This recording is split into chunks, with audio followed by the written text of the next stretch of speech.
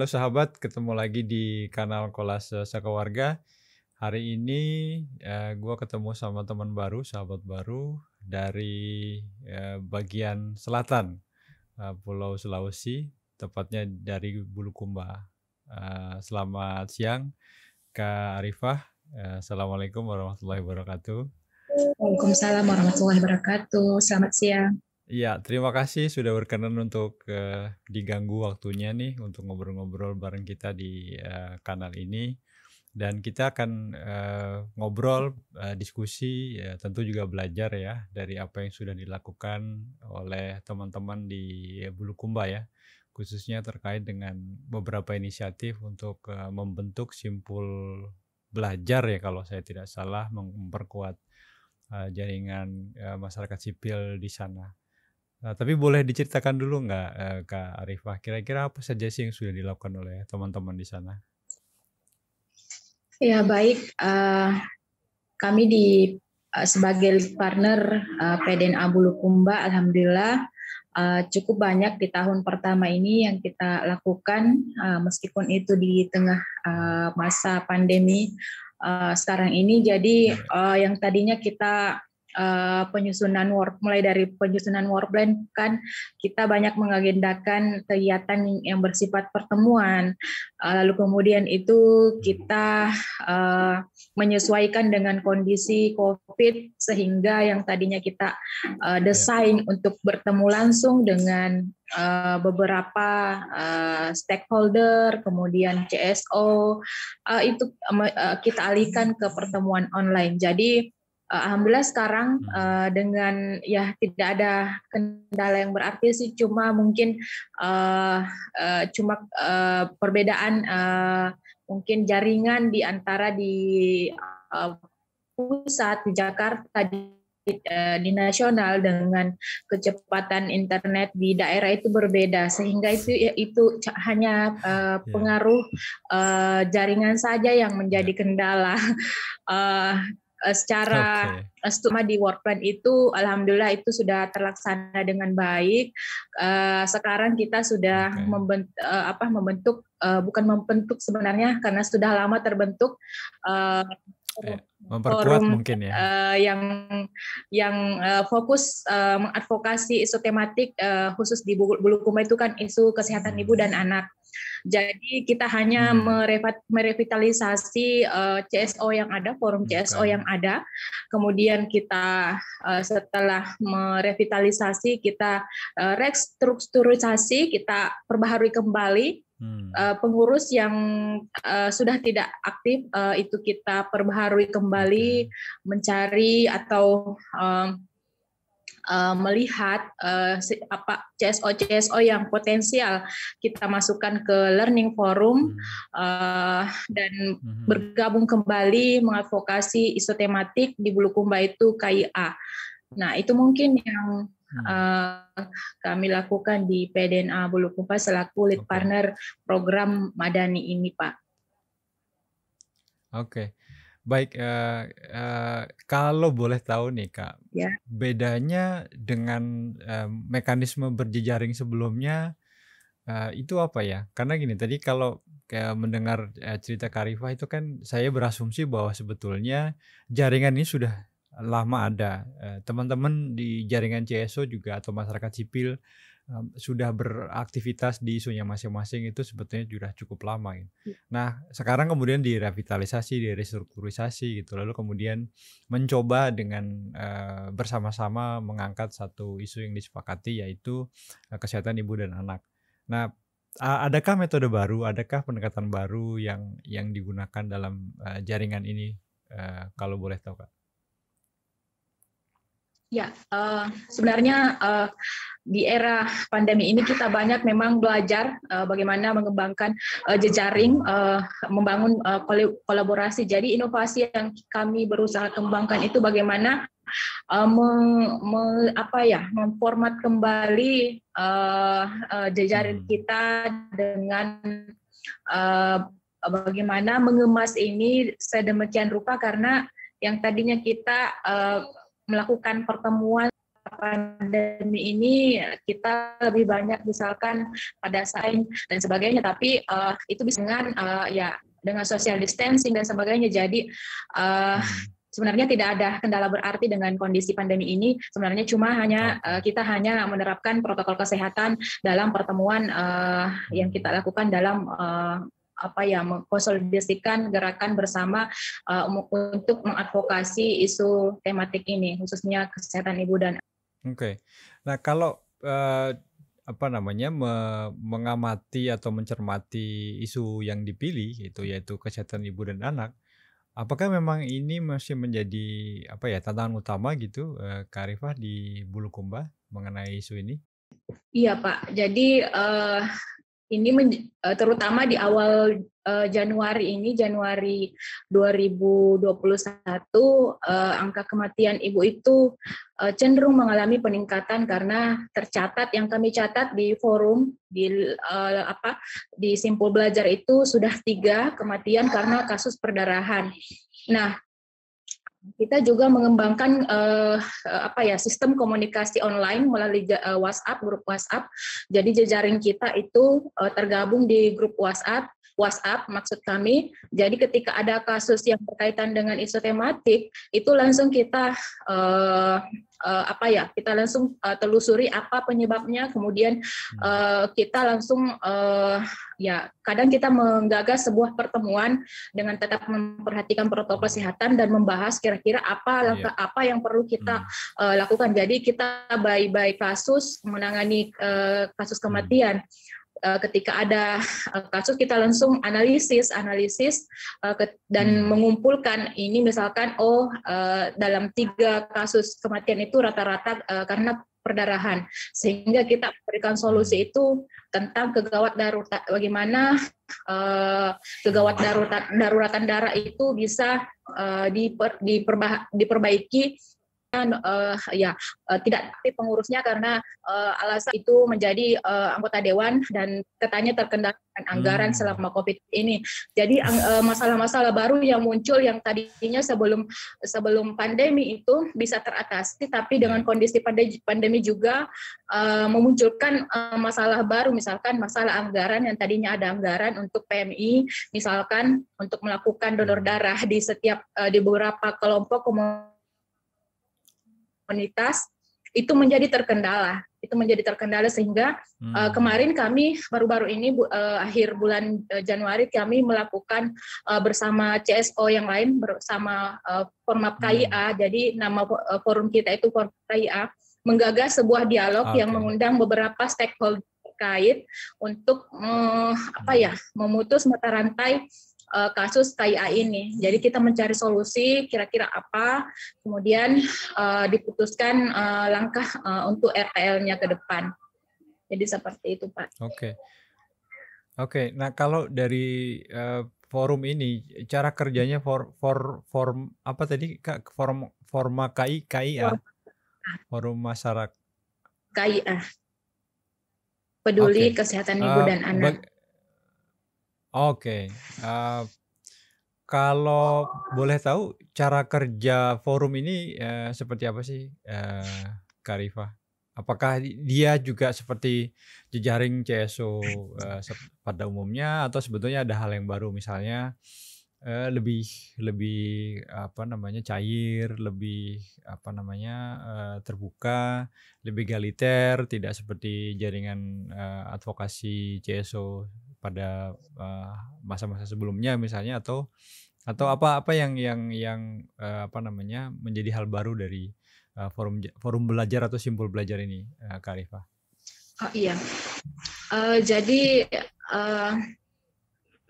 CSO forum belajar ini, Formap KIA terus melakukan inovasi tentunya dengan menyesuaikan kondisi-kondisi terkini. Tentu misalkan bagaimana mereka bekerja di daerah, terutama di era pandemi ini, ketika ada kasus kematian yang masih menurut kami itu tidak wajar, misalkan masih bisa dicegah, misalkan kita langsung teman-teman itu langsung ke akar permasalahan, misalkan mengunjungi rumah keluarga ibu hamil yang meninggal misalkan. Oke. Untuk mengumpulkan data karena Hmm, kalau dulu sebelum ada program Madani, masih program sebelumnya, hmm, uh, mhm. kita mengumpulkan melalui metode FGD. Jadi kita mengumpulkan kasus, Oke, beberapa kasus, ya, kemudian kita FGD-kan dengan lintas sektor dengan sektor terkait. Tapi sekarang berbeda karena ya, dengan kondisi pandemi tidak hmm. memungkinkan kita sering melakukan kegiatan karena anggaran juga Pertemuan fisik ya. terbatas. Anggaran yang Oke. masuk ke kami, Ya, ke CSO, ke teman-teman itu juga terbatas, sehingga ketika ada kasus kematian kita langsung oke. baik kasus kita langsung berkunjung ke rumah Oh, misalkan yang menjadi pasien yang meninggal, misalkan pasien ibu hamil yang meninggal melahirkan, misalkan meninggal, kita hmm, langsung cross check kenapa seperti ini, telusuri. Terutama kemarin yang menjadi sangat-sangat viral karena ibu yang meninggal ini sampai dia meninggal karena ditolak 7 rumah sakit di Sulawesi ah, Selatan, oke, di Makassar, oke. sehingga akhirnya terjadi Hmm, eklamsi dan perdarahan, hmm, akhirnya ya meninggal seperti itu. Nah, ini menjadi berita nasional saya kira. Dan alhamdulillah dengan itu hmm, melalui pendampingan teman-teman di Formap KIA tentunya, sehingga ini bisa selesai ya. hmm. Oke. Nah, kalau model kolaborasi dengan stakeholder atau pengambil kebijakan di daerah itu yang sudah dilakukan seperti apa, Kak? Dengan dinas kesehatan mungkin, dengan DPRD Ya. atau Jadi, pengambil ya betul kebijakan yang Pak. lain?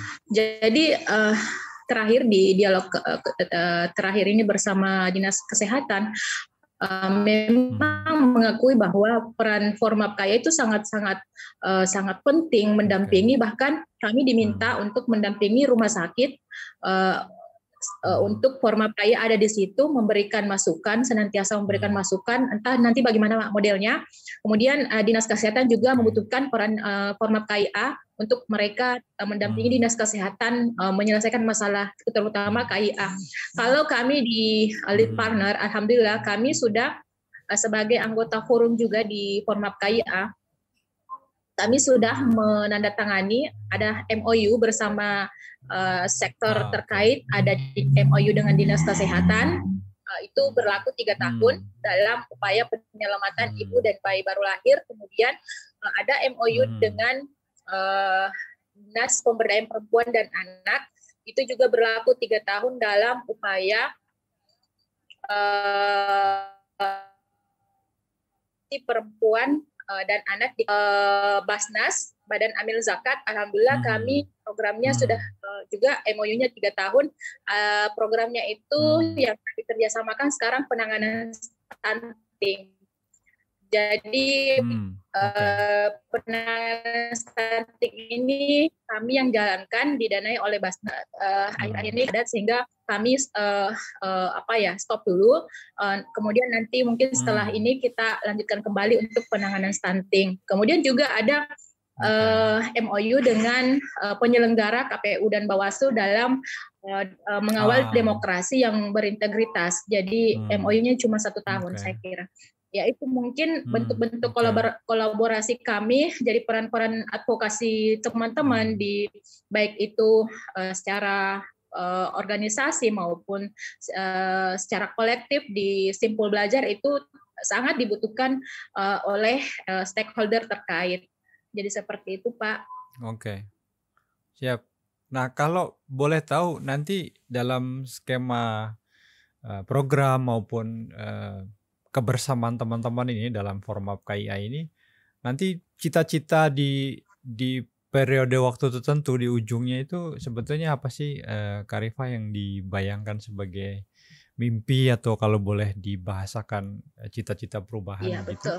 Jadi mungkin apa yang menjadi mimpi kita untuk melakukan perubahan di Hmm, wajah ya, di wajah sebenarnya bagaimana ya. menghadirkan pelayanan publik yang mudah diakses bagi semua kalangan Hmm, sebenarnya seperti itu. Jadi kita mengarah oke. kepada bagaimana pelayanan publik itu mudah diakses, kemudian yang apa yang kami lakukan itu bisa berkelanjutan, tidak hanya by program misalkan ketika ada program, tapi berkelanjutan. Alhamdulillah satu kegiatan kami yang jalan, misalkan dulu kan ada program sebelum ini ada program emas, yang program sebelumnya.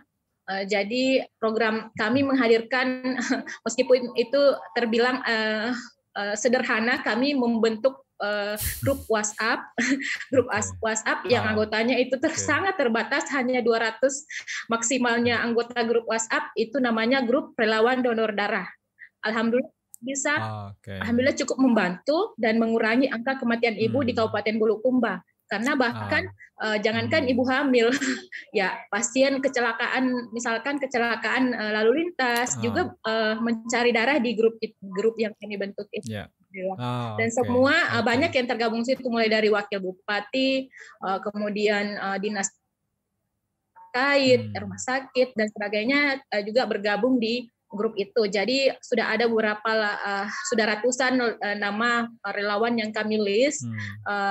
Cuma kemarin kami ingin minta bantuan dari pihak CSR untuk menghadirkan aplikasi donor darah, sehingga itu memudahkan kita untuk menjangkau semua kalangan, karena kalau di grup WhatsApp itu sangat-sangat terbatas jangkauannya, anggotanya, sehingga kami minta di CSR untuk dibuatkan aplikasi, katanya sudah proses, cuma sekarang ini nggak tahu bagaimana perkembangannya, karena ya ada miss selama ini pandemi ya. Iya, saya kira ini menarik ya, karena tantangan juga semacam ini tidak hanya terjadi di Bulukumba ya, artinya di sebagian besar wilayah di Indonesia tantangannya kan mirip-mirip ya, akses informasi, keengganan untuk terbuka bekerja sama dengan pihak lain. Nah, tapi memang ketika teman-teman datang lalu kemudian mampu menunjukkan bukti bahwa teman-teman tidak hanya sekedar meminta sesuatu, tapi juga menawarkan solusi alternatif, biasanya kan kemudian responnya akan berbeda. Saya kira itu juga yang dialami oleh teman-teman Promap KIA kan, Kak Arifah ya? Ya. Betul Pak. Ya, dan memang artinya ini juga satu fakta bahwa setelah sekian tahun reformasi, tantangan kita belum bergerak ke wilayah-wilayah yang lain ya. Kita masih melihat tantangan-tantangan tentang akses informasi, tentang ketertutupan, tentang budaya birokrasi yang tadi Kak Arifah sebutkan. Rasanya masih enggan untuk membuka diri bekerja sama gitu ya. Tapi mudah-mudahan teman-teman tidak lelah ya, teman-teman tidak putus asa, masih punya harapan, punya optimisme, dan bisa berbuat sesuatu untuk wilayah kita masing-masing yang lebih baik. Saya kira gitu ya Kak Arifah ya, semangatnya. Baik, Kak Arifah, terima kasih banyak nih informasinya. Saya tentu banyak menimba informasi, menimba ilmu, belajar. Nanti kalau ada yang kurang-kurang, kita masih penasaran menggali lebih dalam, nanti kita gangguin lagi, mudah-mudahan masih bersedia. Ya, pasti Pak. Siap. Oke, ya terima kasih sekali lagi. Salam buat kawan-kawan semua. Salam sehat selalu. Mudah-mudahan kita dalam keadaan sehat untuk terus berbuat sesuatu untuk masyarakat ya.